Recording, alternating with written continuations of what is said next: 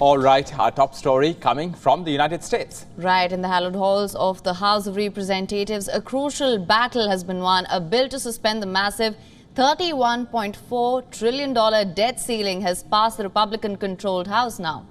Yes, so one key hurdle has been cleared. The deeply divided House voted 314 to 117 to clear this bill. This bill has temporarily will temporarily suspend the debt ceiling until January 2025, giving lawmakers breathing room to address the pressing issue after the 2024 presidential election. But it's not just about borrowing limits.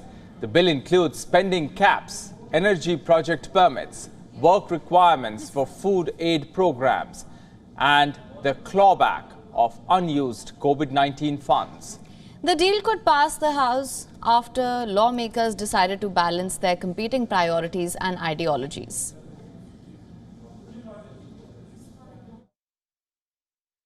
Because I knew the debt ceiling was coming. I wanted to make history. I wanted to do something no other Congress has done. That we would literally turn the ship. That for the first time in quite some time, we'd spend less than we spent the year before. Tonight, we all made history. Because this is the biggest cut and savings this Congress has ever voted for. And it's not that we're just voting for it. This is going to be law. $2.1 trillion. This is extortion, but we have to deal with it. It's for the benefit of our country and the world's economy. US President Joe Biden hailed the passage of the bill as a critical step to prevent a devastating default. He said, and I'm quoting, "Tonight the House took a crucial step forward to prevent a first ever default and protect our country's hard-earned and historic economic recovery."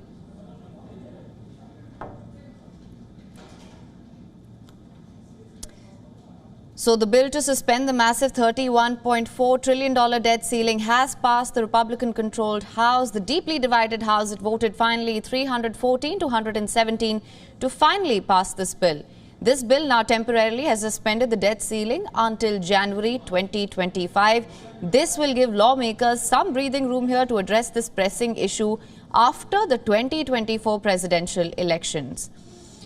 Now, it doesn't just address the borrowing limits. This bill also includes spending caps, energy project permits, work requirements for food and programs, other programs here as well, and the clawback of unused COVID-19 funds. This deal passed the House after lawmakers decided to balance their competing priorities and ideologies. So the bill, finally, to suspend the massive $31.4 trillion debt ceiling has passed the Republican-controlled House.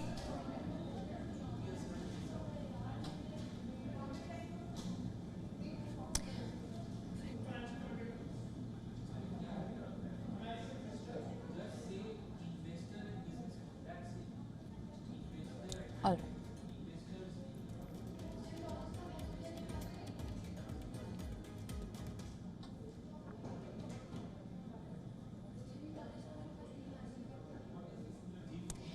Now, for more on this, to understand this better, we now have with us financial commentator Jim Rogers. Sir, thank you so much for joining us on this broadcast. Now, the bill to suspend the massive $31.4 trillion debt ceiling has passed the Republican-controlled House. How do you assess this? It's a charade that American politicians go through every so often. It's absurd. There's no chance that the U.S. will default. I don't pay attention. I guess journalists have to pay attention, but most of us know it is going to be passed no matter what. U.S. will not default.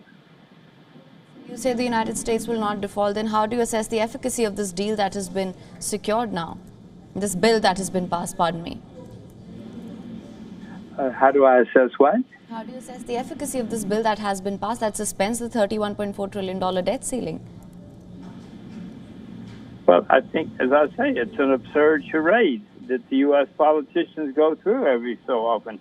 The U.S. will never default. I mean, if the U.S. defaults, it'll default for 1 day or 2 days. If the U.S. should default, the markets, financial markets around the world would totally collapse. And if that happens, I urge you to buy as much as you can, because they will correct it very quickly. The real problem that the world should worry about, the American people should worry about, is the fact that this debt gets higher and higher and higher every year, that they keep extending this. They do not do what is necessary, which is cut the debt, cut the spending, and start balancing the budget. This is what needs to be done, but unfortunately, American politicians are too soft, and they will never do it. All right, Mr. Rogers, thanks very much for joining us with your perspective on this big developing story.